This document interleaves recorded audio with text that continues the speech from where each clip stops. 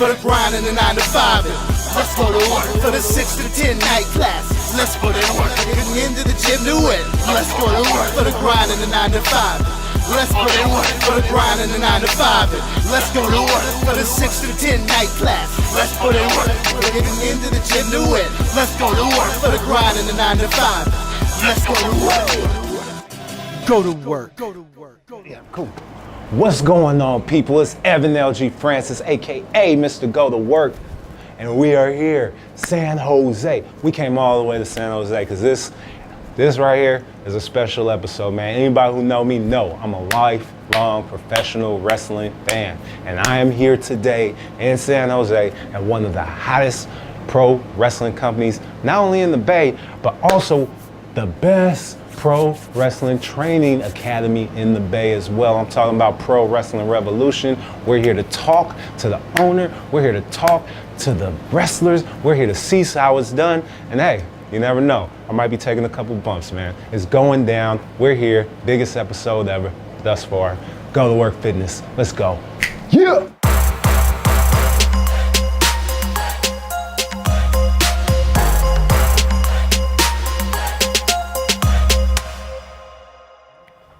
What's going on, people? This is Evan LG Francis, aka Mr. Go to Work, and today, man, this is a dream come true. We are at one of the hottest professional wrestling companies, not even based in the Bay, man. I've been to a few of these shows. You doing all this? I've been to a few of your shows, man. You put it down. This is my friend Gabriel Ramirez, the boss man at Pro Wrestling Revolution. I'm not even gonna give you and put you over. I'm gonna just let you tell them who you are, what you're doing, all that. No, keep going. Put me over. Put you over some more. This is wrestling, bro. You gotta put me over, bro. See, I mean, otherwise I won't talk, you know? See, there we go. The Gabriel Ramirez, you know? Now I'm ready, bro. Thank you for having me. Thank you for coming, bro. I appreciate you, man. So I really wanted to dive into this with you because I told you before, I'm a huge lifelong wrestling fan, and I've always been the major WWE, right, in Japan and all that, but I've also had like a really special connection with the independent scene, like on and off, and I really dove back in a couple years ago when you did WrestleMania weekend and you did the King of the Indies tournament, right? Yes. And that pretty much made my mind up, like, for me, that there was so much more, out there awesome. than what WWE or what I seen on TV even right. offers. So first and foremost, how long have you been doing this? Because you put on a show. How long have you been doing this? And just give us a little overview of where you've been so far before you started this. Well, my first taste of independent wrestling was November 23rd, 1996. Okay. At the APW Garage. Right. It was a tag team tournament. Mm-hmm. And I went there thinking, independent wrestling, I've only seen it in PWI magazine. You go to the pages and you see global, and you see this, you're like, oh cool, but then you always see independent. Right. Never thought in a million years that it existed in my area, in the Bay Area here. Yeah. So when I went to it and I walked in, it was nothing different than this, and I was like, what the hell is this, man? Right. This is a freaking, it's 2 rows of chairs, man, this is not wrestling. Then I watched it, and it was the first time I ever got the opportunity to watch wrestling close up. Right. And gritty and real, and not rush for television time, and just people who were just really, really hungry. Not talking bad about my brothers on television. I'm talking about the ones who, almost like when you watch Rocky and say they had that eye of the tiger. Yeah. It's like they had that, man. They were just like, they're off to prove something. The intensity. intensity. And I fell in love, man. I fell in love. And it was tag tournament, and I started watching the show, and I started becoming fans instantly of the scene. Mm. And it didn't take that much after that I was already behind the scenes, doing everything I possibly could to be a part of that scene. So it's from '96 until right now, and I haven't looked back. That's incredible. So it's over a 20-year career. Yes. That's insane. So tell me, in this day and age, because I hear a lot, because, I'm a fan and I consider myself like following a little bit of what's going on. Tell me the difference between what a good promoter is versus a bad promoter. You know, because I hear a lot of. How much time you got, bro? We got some time, man. You can go for it. Oh man, it goes back to the same way you have shitty wrestlers and shitty promoters and shitty trainers. It goes back to people on how you were groomed, how you were brought up. Right. In the era where, if you ever read, Stone Cold's book or The Rock's book or Mick Foley's book, they all talk about a struggle, right? Right. Some more than others because different eras. Right. Like some had to go put up rings and carry bags and do stuff for months at a time before they taught you how to do a roll. Right. And then you come back and see me in X amount of time, or Hulk Hogan having his legs broken. Right. Oh. Right. Right. If not, look it up. I'm sure the YouTube has it. Yeah. You know what I mean? I'm pretty sure they do. But, I'm gonna look it up too. And then come back when you're ready, and if you really wanted to do it, they train you. The behind the curtain era has died. Okay. Okay, but it doesn't mean that because the behind the curtain era died means doesn't mean you open the office door, roll on the window, pull out the books. Different things have to be adjusted. Promoting wise, is you have to have, just like a wrestler, you have to have a foundation. Who broke you in? Who taught you the ropes? Right. Like who taught you how to do this? And it doesn't have to be a world-renowned name, because bless their soul, there's many people in this world right now that can be on television that just haven't got their break. Yeah. Right? Right. And just for promoters who are doing great things around the United States and Mexico and Japan and Europe and around the world that, if given a chance, they can probably do some great things. But, we work with the hand that we're dealt with. You know what I mean? For myself, I was broken in by Roland Alexander. Okay. Okay? And, that was hard. Yeah. That was hard. I believe it. I believe it. Roland came from an era where it was like a pistol in the pocket. You know what I mean? He was groomed a different way, and unfortunately for him, that carried over. Yeah. And some of us took it with a grain of salt, right? Hey, he's full of shit, right? Blah, blah, blah. But that's all that we had at that point in time. And we learned a lot from Roland, a lot of us. Yeah. I used to joke with Roland and go, you're gonna be the Bill Walsh someday. He goes, what do you mean? And so that once Bill Walsh died, man, they started fucking saying, oh, he trained under Bill Walsh and he was a coach and he was a coach and oh, then he was a coach and he'd laugh. But if there had never been a Roland, I wouldn't be sitting here with you now. Yeah. You gotta be careful how you use the word company. Okay. If you have a Facebook page, you're not a company. Okay, got you. You just can't. Yeah. Evan, hey, we got a company. Yeah, got company.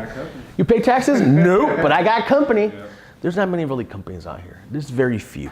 Now, are the people who save up their paychecks, to put on one show and put out a shitty flyer or pay someone to do your flyer and promote like you're a wild madman on Facebook and then you draw 12 people? That's not a company, man. Yeah. If anything, people like that are hurting our business. They're not helping. Who are you helping? Yeah. I mean, who are you helping? Kind of making a mockery. Well, yeah, who are you helping when you draw 12 people? Yeah. Who did you help? Yeah. The talent? Couldn't be, because the people you booked are probably the ones that wouldn't be ready to wrestle anywhere else anyways. And the ones who do are there for the payday. Right. So who did you help? Nobody. You help your ego. You help telling people that work on Monday, yeah, I had a show. How'd it go? It was a good house. I love it when I see sold out and like 12 people in the audience. Yeah. Well, of course it's sold out because it holds 15. So yeah, you sold out. Yeah, you had 3 empty chairs. Good job. How much work goes into it? How much? You sold out. Awesome. Yeah, I've seen inventory of 2, sold 2. Man, we sold out. Good for you. Yeah. Aim low. You get low. That's right. I've seen the houses you draw, so you qualify. Yeah, but those houses we draw, man, it takes a village, bro. I believe it. I mean, we've drawn houses sometimes of 1,800. Mm-hmm. There's a house in Santa Maria, there's a picture I can show you, that we stopped counting at 1,800 because there was no more tickets that we printed. Wow. People were just handing you money and we're like, yeah, standing room only. They were coming in until the cop goes, I don't know, I'm not a fire marshal, he says to my wife. He says, but I don't think there's much room left. And if something breaks out, he's all, we want no part of it. And there was Mexicans, and I say Mexicans, again, speaking English, they were telling my wife in Spanish, and they're cursing around in Spanish, you know, and my wife said, what are they saying? And they're all, it's okay, you don't want to know. So we taught her how to say no más boletos, which is no more tickets, right? And she'd go, no más boletos, we don't care, we don't want a damn ticket, we just want to go and watch it. Right. You know what I mean? But that took a lot of people, you know, it takes a lot of people, you know, sacrificing times from their family, and that's never going to change, you know. In order, you know, nothing bad comes from a, you know, hard day of good work, you know what I mean? True that. You know, so you know, when you do shows, and just because for the sake of doing shows, you're not helping anybody. If those companies out there, whether it be here in California or in, you know, buttfuck Egypt, all you're doing anywhere, all you're gonna do is hurt the ones that are working their asses off. Yeah. And there's a reason why you're doing it by yourself. Think about it. Why would you be on the one that no one likes to talk to, and you want to be the one that does a show with 13 people? Right. There's a reason why. Let's be real. Because you're not ready, and you shouldn't be doing it. Yep. The same way, when I started Revolution, no one ever came after me telling me, what are you doing in this business? No, I already established myself. I paid my dues. Yeah. I paid my dues. People knew who I was, what I was doing, what I stood for, and knew I was honest. Yeah. And I was gonna do something. It wasn't just because I just showed up to town and ran into the ring and run to your guardrails and run into that DJ and run into the canvas. And no, bro, everything you see here, we own. Yeah. I own, and I knock on wood, man, but you have to get to that point. It's not gonna happen overnight. So, you know, all these shitty ass promotions that do shit, which brings me to this. In Arkansas, they have a commission. Okay. Right? And I've always, you know, was groomed that, oh, the commission's a bad guy. I wish there was a commission here in California. You do? Absolutely. Okay. You know why? Why is Because that? that'd weed up all the shitty shit that we have around here. Having to pay for a license, for a bond, for meals insurance, paying percentage of your gate, getting wrestlers with real physicals, talented, rings that are not shitting gonna break, ropes not gonna break on you because they haven't been taken care of or they've been let on the sun for years. They're forcing you to be a real company. Yeah. Pay taxes on this shit. Yeah. That's what, yeah, I know people hate it, but you know what? No one likes rules anyways. But all bullshit aside though, if it was here, we'd eliminate a lot of the garbage. A lot of it. We already talked about the negative influence of the internet on the industry. I look at it like, okay, now we have way more ways to watch, you know, the wrestling, you know, as it goes. Like, watch many more companies. You have ROH with their streaming service, or New Japan with theirs, and all these other places. Fight TV, who's hosting you guys' thing, I believe, right? You're a bit, Yeah, right? we're on Fight. Oh, you surprised? I knew that. Yeah, I do my research. He's on Flow Slam. Yeah, there you go. Just But you have all these different ways really to watch wrestling. So do you think right now, not even saying like it matches what was going on in the late 90s or the early or the 80s or whatever, but do you think that we're in another kind of period where wrestling is really hot again? Oh, absolutely. Yeah. Absolutely. It exposes you to a lot of talent that you would never be able to see before. Yeah. I mean, like Kenny Omega. I mean, everyone's like, oh, Kenny Omega. Yeah. Kenny Omega's been doing it for a while, man. Yeah. But people just really got to People start just seeing- started seeing him now. But better late than never. Yeah. You know what I mean? Yeah. Some people know Kenny Omega from wrestling, you know, the little girl, you know, stuff like that. Been doing the Hadoukens. Yeah, you know what I mean? But you know what? He was talented then. You know, everyone he was talented then. He's more seasoned now, but he was talented then. Right. It just sometimes it just takes being at the right time. You know what I mean? You know, and it can also be a way where it's watered down because Okay. maybe you do have too much on there. If there's no limitations to how to get into that special, Mickey Mouse Club, and everyone gets in and shit, y'all get in. You know, but if it's very exclusive and who gets in, then there's more value to when you watch it. That's true. You know what I mean? So that's that hit and miss. You know what I mean? I've been on Fight for a minute. I was on Flow Slam. Came back to Fight TV. Came back. Lucha Libre is not meant out for Flow Slam. That's just my opinion. No, it's not. No. If it doesn't say, I'm not even gonna get into it. This is off camera. I was about to say it, I said no, because he'll come back and, but no, I feel more at home at Fight, it's different, but, it's better to have it so watered down, Yeah. you know what I mean? It's like, but before all that, before that there was YouTube, right? Right. And before YouTube, it goes back to when APW were doing stuff, I don't know if you guys know it or not, but it was called Click Wrestle. Yeah. And Click Wrestle was a way for you to watch your matches online. That's it. And that wasn't a time where it was unheard of. It was before YouTube, man. It was before YouTube. And if you guys are geeks and nerds, you know what a colo is, you know how servers work. Imagine hosting files, gigabytes of files, in a time where you just couldn't upload to YouTube and hi, this is grandma dropping her teeth in the pool, ha ha ha. That's where the internet title for APW started. That's insane. It was the internet title because it was based upon if you had that belt, you were on the internet. Kind of like when you were the NWA World Champion, you would travel the world. Yeah. Now you just travel back and forth, a highway, City to city. Hashtag the loop. Right. And but when you're internet champion in APW back then, the thought process was that if you're internet champion, your matches go on Click Wrestle, and the world sees you. Right. Then YouTube came along and fucked that up for everybody, right? Everybody. But the idea there, the concept was there, the idea was there, and it worked out then.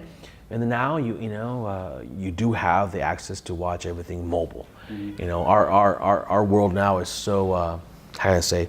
It's so ADD per se, I guess. I don't know the better term, but we're always in a rush, man. We're always in a hurry. We want to watch everything quick. Right. So from your phone, you can load the fight and watch television shows. You can watch pay-per-views, and you can swipe over and watch WWE The Network. You can swipe over and log into FlowSlam if you can afford it. Sorry, you can. And then you can go to, you can go to High Spots and watch their stuff. You can go to ROH stream. So there's tons of ways to watch wrestling. And it's a lot of content. Yeah. If you can make it happen, bless your soul. Right. There's no such thing as having overexposure. Right. True. Get it. Very Get true. it. But understand that if you suck and you make a mistake, that means the world saw it as well.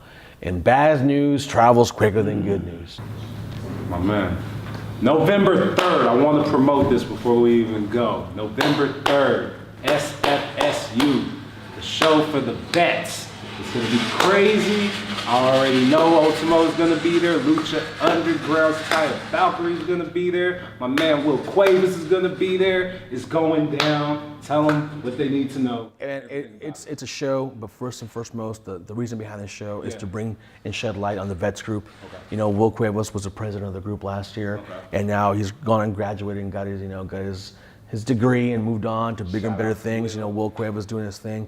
Yep. My brother we go back a long time, but this is to shed light on the vets group.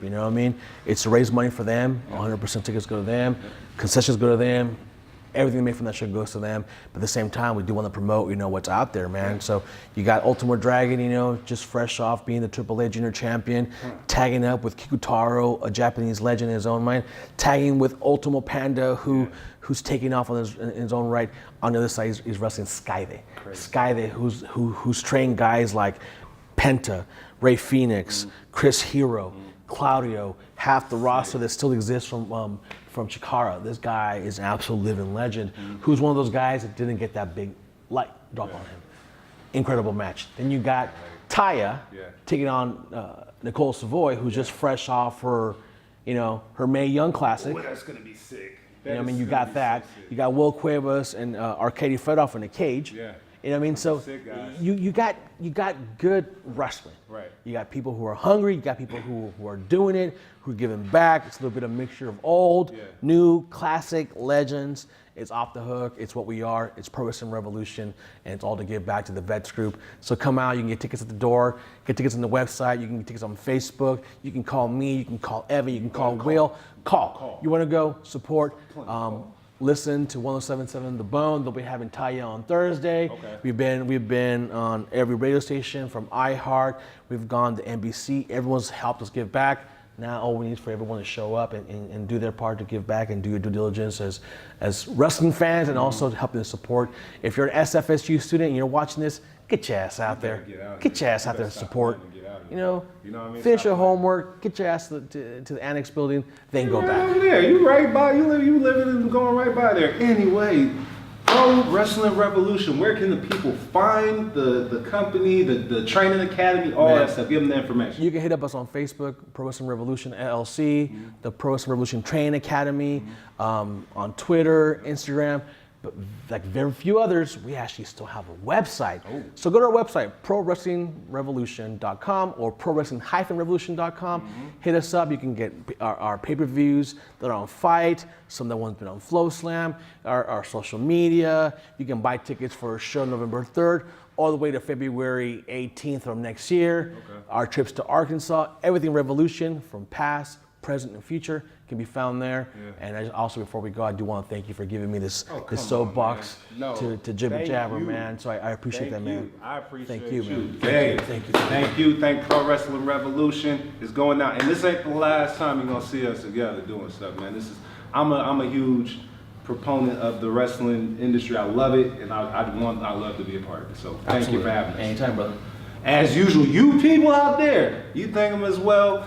You guys get out to SFSU and anything else these guys are promoting, get to these shows, man. Fantastic time out, all right? As usual, live your lifestyle and eat healthy, speak healthy, live healthy. Yeah, go to work. All right, thank you, bro. Healthy? No, I'm talking about me. You talking shit, bro. No. All this time, now you gonna talk No, wait, where you going?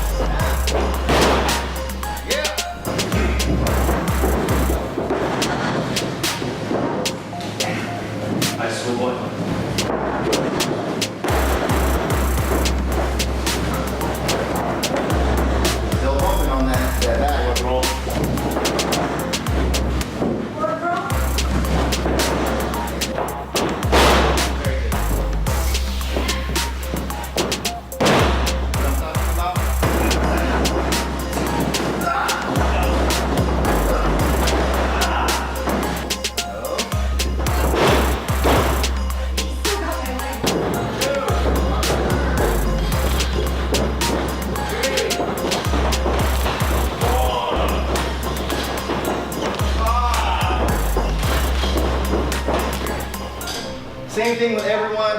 You're backing up. Once you got tired, that's when you started turning a little early. Right? Everything else, you hit out of hell. You were just like, okay. And then you got tired and you're like, okay, forget it. So just make sure you breathe in.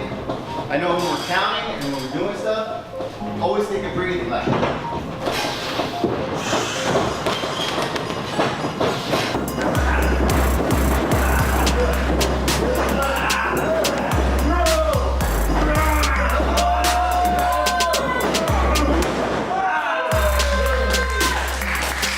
in my head, it's a boss. It has me.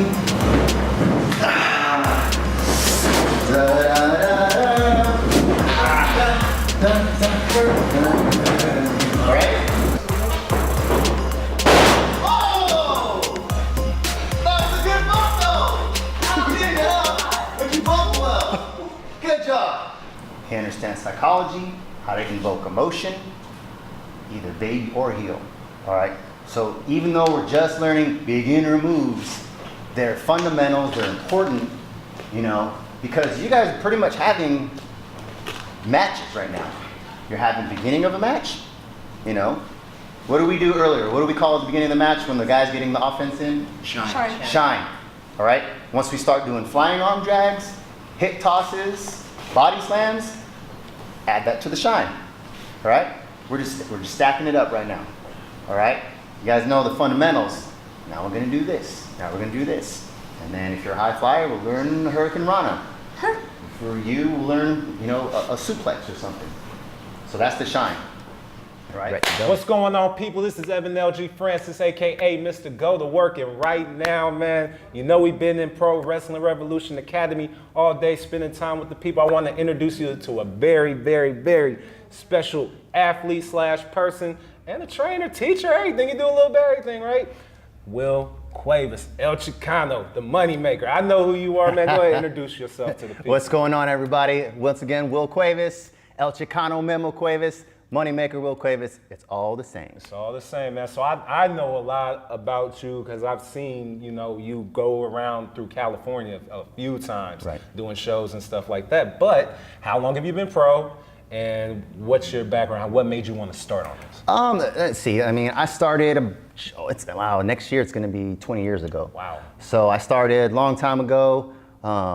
Went to some local shows out here, San Francisco, Cow Palace. Someone said, hey, there's this indie show in Hayward. It was all pro wrestling at the time in the old garage. Saw it, went to a couple shows, volunteered. Then I was like, nope, got the bug. Started training.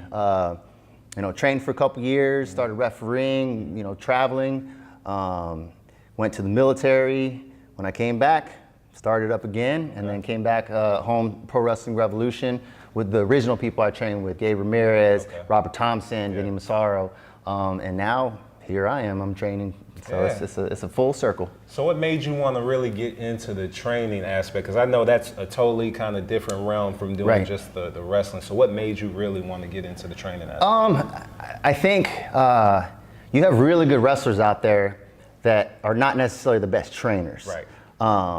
And then you have some that may not be the best wrestlers in the ring, but are really good trainers. And I hope that I'm kind of both. So I think I am. Right. But I think for me is I have a passion for it, but I think I'm able to take something that may be real difficult and just make it easy for someone to understand. Okay. Where we're doing moves and we're doing, flips and athletic stuff, but in a ring, it's scary. Right. You're running around cables, you got, steel cables, you got wood beams, metal beams, a hard canvas, your mind gets into it. But once you start understanding how the moves work, then it becomes easier, then it becomes more fun. Right. Yeah. See, that makes perfect sense. So how long exactly have you been training? Oh, wow. I've just been training a couple months. Okay. Yeah. So I've been training here at Pro Wrestling Revolution since 2014. Okay. And then I came on as the trainer for the beginners just a few months ago. Okay, so I also heard, man, that you got a military background as well, man. So go ahead and tell us about that. And how did it kind of shape who you are and how you kind of do what you do? I spent 9 years in the United States Marine Corps. That's where I learned all these different languages. I know Korean, I know Mandarin. Yeah, and so I think for me, the worlds of being a Marine and being a wrestler is almost kind of the same. Right. No one understands what you're going through unless you're actually doing it. Yeah. So unless you're a Marine, you don't really understand. Unless you're a wrestler taking bumps, you don't understand. Both use stupid terms in a language that no one else understands. All right. Both do tedious things like lifting rings and carrying stuff and driving long ways, which no one understands. Right. So they're very, they're actually one and the same. So me leaving the Marines and going back to wrestling is really not hard of a transition. Okay. The only thing is now we're sparkly underwear as opposed to fatigues. So I don't know which one I prefer. I was just about to ask, which one's better? Actually, the fatigues are cheaper. Yeah. Super. Oh my God. Yeah. Can I just ballpark? What does a pair of wrestling tights cost, man? Just ballpark. All right, so if I'm wrestling in my backyard, I'll just go to, Dick's Sporting Goods. But that's not how, real wrestlers do it. I mean, you can spend anywhere between $150 to $250. Yeah, you putting some money out there, though. Yeah. And so depending on the look and the feel and the material could be expensive, the design could be expensive. It really all depends. Right. Okay, that's cool, man. So traveling up and down the road, doing stuff like that, I know that people, when they watch wrestling, they're like, oh man, I could do that, I want to do that, this, that, and so, but they don't get the lifestyle. The whole lifestyle is tough. I just seen a lot of stuff when you were teaching a few of the students, man, those bumps and everything, that's not easy to take. And then you're driving up and down the road and doing all this type of stuff. So kind of give the people a little bit of an understanding of what it really means to be a wrestler right now. I mean, one, you got to be crazy. Okay, no one in their right mind would do this and love it and barely make any money and injure your body unless you love it. Right. So the ones who stick around, the ones who do this, is because it's in here. Yeah. It's when I get in that ring and then I hear the crowd or I do a move and I see the reaction and then I get to the back and it's just like, wow, this is worth it. Right. And so you really got to love it. But it's a hard life. You know, you're driving, you're tearing down rings, you're setting them up, Right. you're passing out flyers. You're on the social media, you're doing what you can to promote the show because obviously you want to wrestle in front of people. You know, and I think one of the things about Pro Wrestling Revolution is I'm wrestling in front of big crowds. Yeah. You know, I'm not sitting there, grandma, grandpa, and my cousins in the audience. You know, Yeah. there's Only 5 people. big crowd. Yeah, only 5 people. So it's that rush. It's that what makes it all worth it. So yeah. Yeah, man, because I've seen you've been doing your thing, brother. I've seen you the past few months when I've been just tearing through the Nice. scene out here. So I also kind of wanted to know what your opinion is on the Bay Area independent scene for wrestling right now. Mm-hmm. Like, I feel just in general, because I talked to Gabe about it earlier, Right. and we were saying there were negative effects that the internet had on the wrestling industry, but it's also positive effects, meaning that there are multiple places where you can watch wrestling and get it. So, what do you feel like in this time, in this era, are the pluses and the minuses of the internet on the wrestling industry? Well, let's start with the negative. Okay. There's too many promotions. Okay. All right. So too many promotions. Yeah. And this is why I'm saying it. Okay. Anybody can print some flyers. Anyone can book some people. Yep. But not many promoters can put together a show that is entertaining, that's not going to bore the people, and where they're not going to see the same thing over and over again. All right. In my opinion, and I'm speaking just Northern California right now. Absolutely. There's a lot of promotions that, in my opinion, we don't need. All right. If you really want to wrestle, work hard, show up to shows, show them what you got, and then wrestle on the big shows. Yeah. Sometimes people are promoting different shows just for themselves. Yeah. Not for the fans. Right. And for me, I love this business so much. I want something that's actually like where the fans are gonna walk away and be like, whoa, like, did you see that? Yeah. Man, I wasn't expecting that. I'm gonna come back. Right. You don't want them to walk away and be like, man, there's like 20 people in here. What the heck? And that one guy, that's my neighbor. Like, he just did the plumbing in my house last week. That small world crowd. So it's the internet makes it. Everybody can be a minister. Everybody can be a pro wrestler. Everybody can be anyone. And so that's what the internet does. Right. At the same time, California is known as the island. Yes. You got the big promotions, Philly, New York, Chicago, Florida, Orlando, that whole East Coast, Midwest. And California has always been like, oh, you're so far from everything. No one kind of knows, other than like SoCal sometimes. But the internet has kind of put it out there. Yeah. Where it's just like, oh, what's going on there? I didn't know that. Right. So, I'll have people message me on my YouTube channel from, Midwest. Be like, oh, wow, I've never seen you before. That funny story, I was on BART. Okay. And this guy from Pakistan stopped me, and he's like, I've got my headphones on, I'm jamming. He's like, excuse me, are you Will Cuevas? And I'm like, yeah, like I didn't know what he wanted, right? So I'm from the city, right? So he's just like, oh, wait. Yeah. And he goes, oh, I saw you wrestle Lince Dorado. And I was like, for real? And he's like, yeah, we love you. I'm going back to Pakistan, and I watch your YouTube channel. And I'm like, whoa. So, that part of the internet is good. Right. The other side is so bad. But it's a catch-22. I got you. Yeah. So what do you feel, especially with having some experience in this industry, what do you feel like in 2017, because I asked this too, but I really value a wrestler's opinion on this. What do you feel like makes a superstar in this day and age, right this second? Like, what is the thing? Because we know what it was when Hogan was around, right. when Austin was around, when Hart was around, all these guys, when they all ran their certain thing. Right. And even now with the guys like the Bullet Club, they all have a different thing, or anybody that's doing anything on the indies, anything, you have to have something, right? So what is that thing that you feel like makes that person a star? Well, being brutally honest, you have the people that'll say like, if you work hard, you work shows and get your stuff, and then you'll make it. That's not true. Right. All right. Christopher Daniels, talked to him maybe like 4 or 5 years ago. We used to referee matches back in the day. And he said something that has always stuck with me and has always kept me humble, is that this is a very subjective business. It's who thinks you're a superstar at the right time, at the right place. Gotcha. And that's kind of how it is. Gotcha. So that's where you have some people in the business, they may not be as good in the ring, they may not have that much charisma, but they're getting a lot of promotion, they're getting paid fat. It's because someone that runs that promotion or WWE, they think they're gonna be a superstar. Right. And then you have guys that are great in the ring that should be on TV that aren't. So it's subjective, but you know, as far as being a superstar now, the ability to work, which translates to you can have a match with anyone, any style, any pace, meaning a TV match, which is, it's quick, there's commercial breaks, a house show where maybe you have 15 and you can stretch it out in front of a crowd that has never watched wrestling before and be able to still draw an emotion out of that crowd. If you have someone that can do those things, looks the part, and believes who they are, when you can always look at someone in the ring and be like,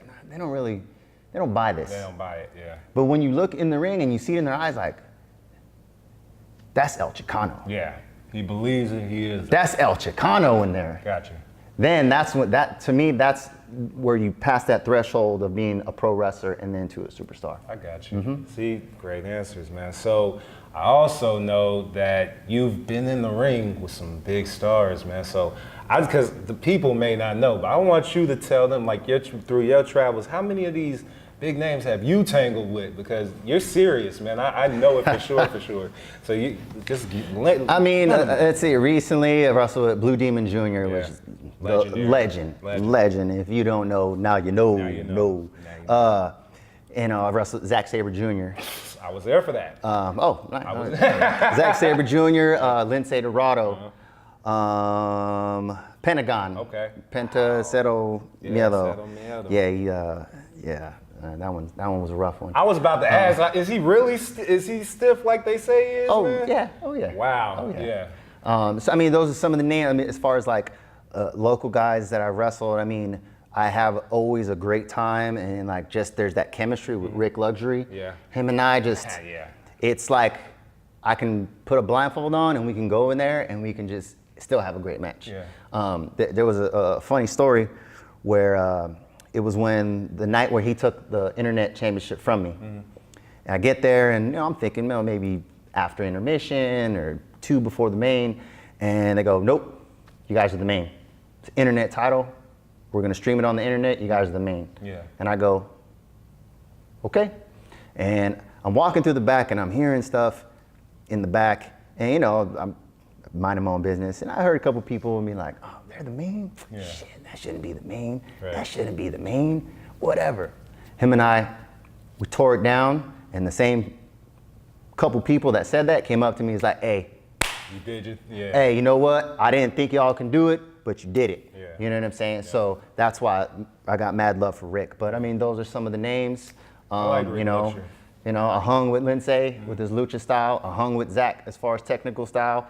Hung with Willie Mack, strong style. That's a tough one there. You know what I'm saying? Yeah. And I hung with Penta with his style. Yeah. So, call me a chameleon because I can do any style. So. And do you think that's also a thing that, like you said, you have to be able to work any style with any person, right? Yeah, I think so. You got a lot of workers these days, they kind of like, oh, this is what I do. Well, this is what I do. And when I just go into a match, I'm like, what do you want to do?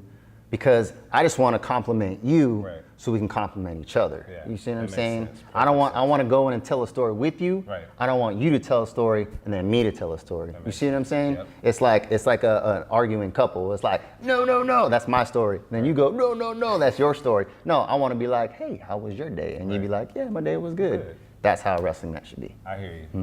Like you said, it's like a waltz or like. It's a waltz. Yeah. For me, a wrestling match, like when I'm in the ring, as far as movement, it's a waltz. You're moving. It's very deliberate. It's not like choppy and things like that. I hear you, man. See, okay. Now, Will, I already know that you're gonna be at the November 3rd SFSU show. Bam. For the vets. Cage match. Cage match. Who's your opponent? And what's going in? What built to this, man? What really led to this cage match, man? Because Right. cage matches are serious, right? Yeah. Those are serious. Those are meant to settle a score. Yeah.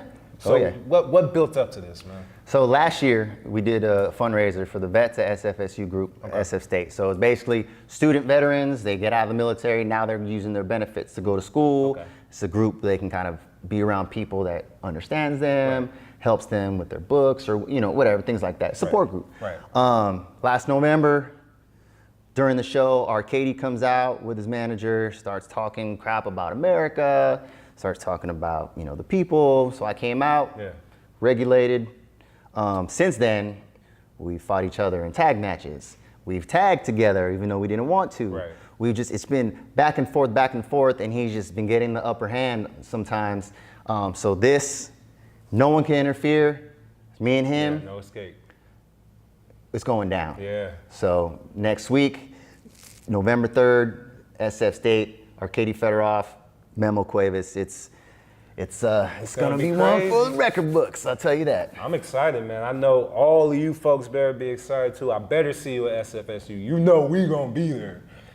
Will, last question. Any advice for anybody that wants to get into this industry? I know you're teaching already. You're out there doing it, winning titles, doing what you do.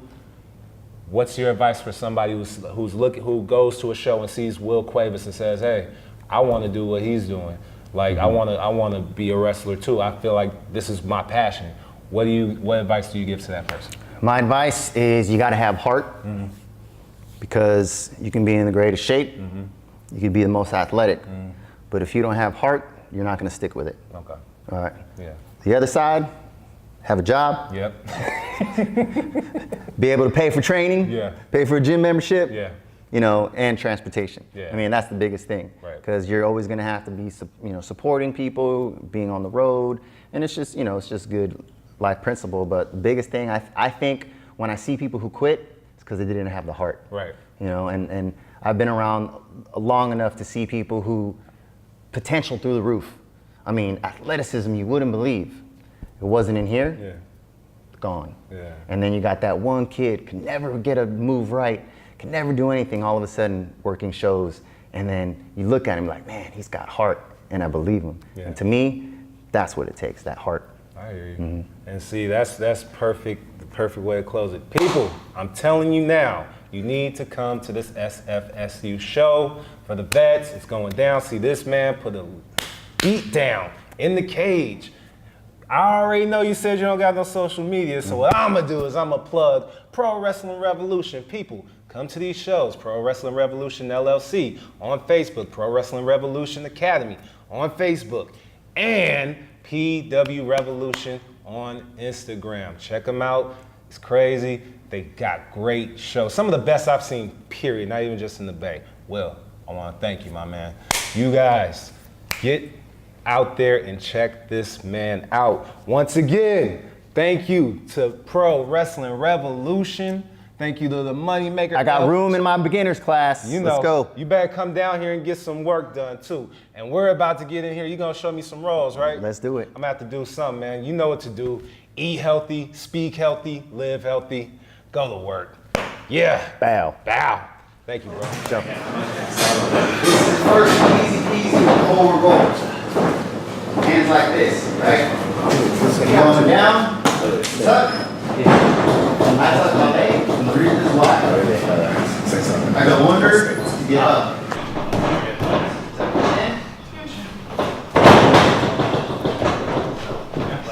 A little bit. Let's see how you said it. Boom, boom. Bump. This is what you look like.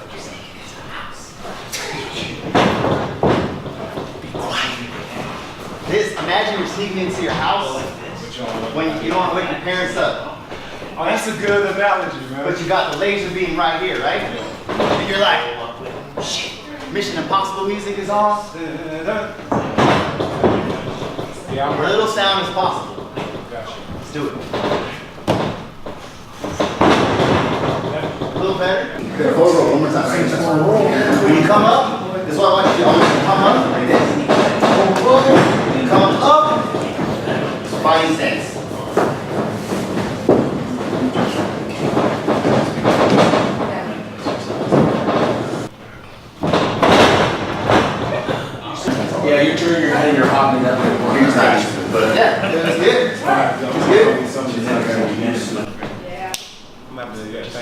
I appreciate that. Oh yeah. Oh yeah. Woo! Thanks for giving me the time. Let's go. Appreciate that. All right, y'all, man. This was crazy today. Dream come true. Pro Wrestling Revolution. Man, what did we all do today, man? We met the wrestlers, we met the bosses, we heard stories, a whole bunch of stuff, got in the ring. Oh, it was just crazy stuff, man. I want to thank Pro Wrestling Revolution, Gabriel, Shannon Ramirez, the whole fam over there, Will Cuevas, every wrestling fan. This episode was for you. It's going down. You know what to do. As usual, eat healthy, speak healthy, live healthy. Go to work. Yeah.